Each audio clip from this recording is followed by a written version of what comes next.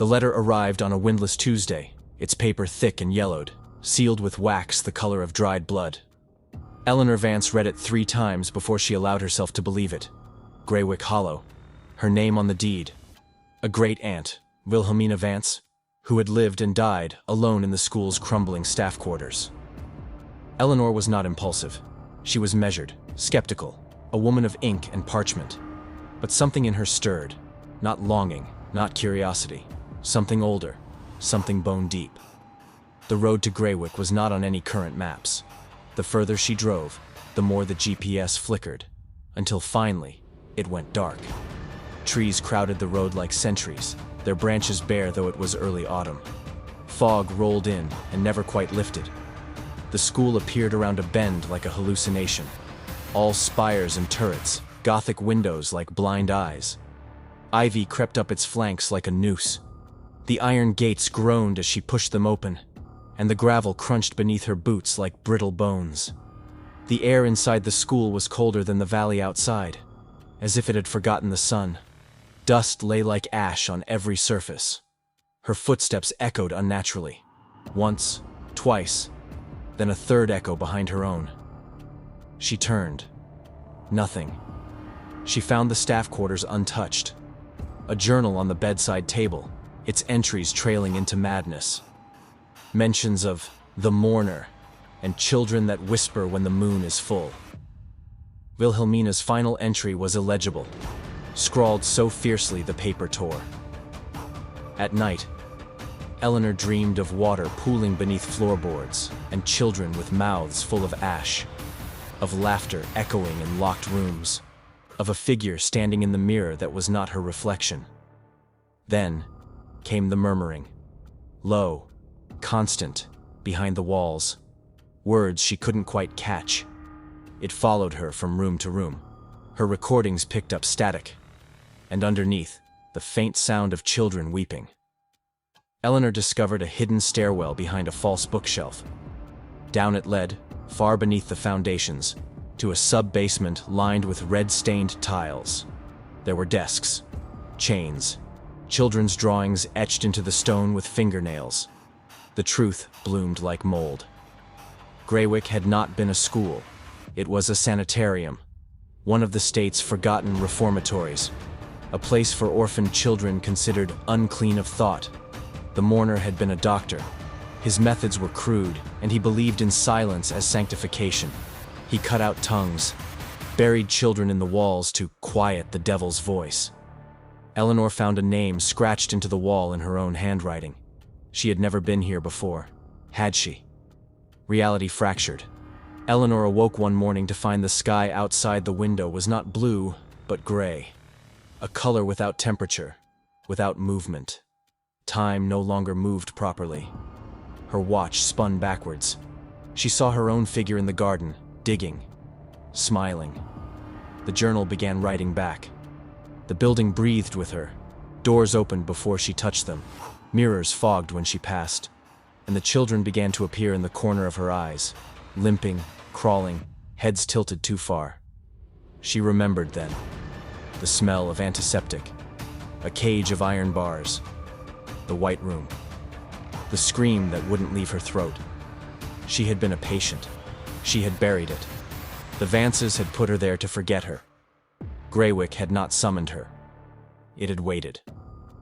On the final night, Eleanor stood in the main hall, the fog now creeping inside through broken windows. The mourner stood behind her, his mouth stitched shut, holding a book bound in skin. The children surrounded them. Not to harm, but to keep her here. She was the last. The final whisper. She opened her mouth to scream, but no sound came. In the morning, Greywick Hollow was silent once more. The fog thick as blood. The windows watched. And far below, the murmuring began again. Eleanor no longer trusted time. The sun never rose. It simply shifted, dull and uncertain. The clocks in Greywick spun at odd intervals, some slow, some racing like a pulse in terror. Her phone was dead. She wasn't sure how long she had been here. She wasn't sure she hadn't always been here. In the south wing, beyond the rotting music hall, she found the pit. It wasn't marked on any of the building schematics. A ragged hole in the floor, lined with bones. Not fossilized, not ancient. Fresh. Picked clean. Something scraped below, dragging itself in circles just out of sight. The air above it vibrated, as if the space itself rejected light. There were teeth marks on the stone around the pit. Children's teeth.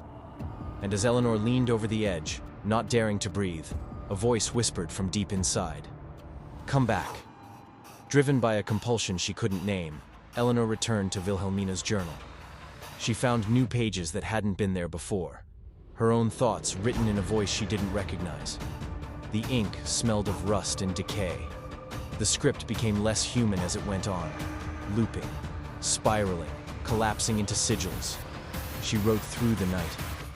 When she awoke, the quill was embedded in her hand.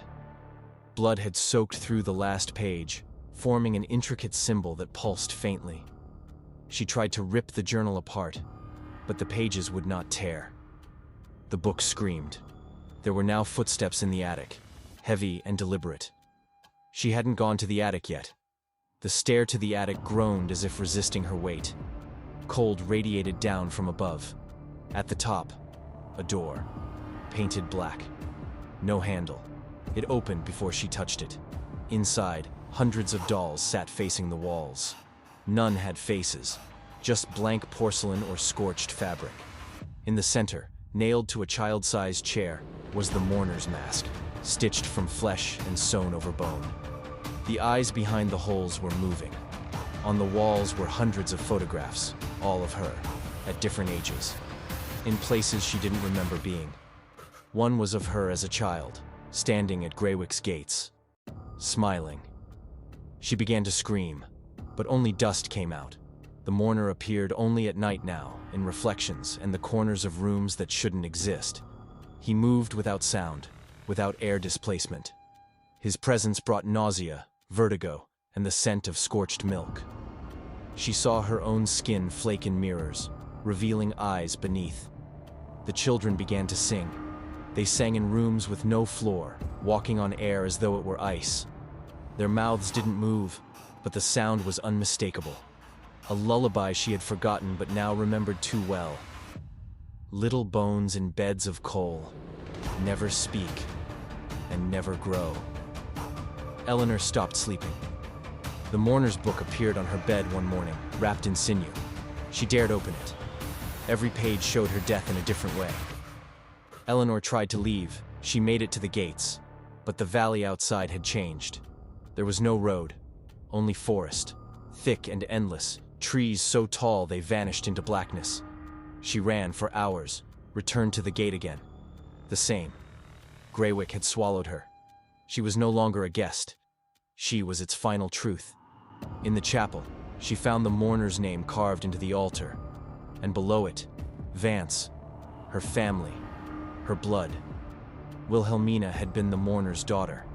She had tried to contain the evil, but it required a blood heir to seal the cycle. Eleanor was the final offering, and now she heard them calling, in her own voice.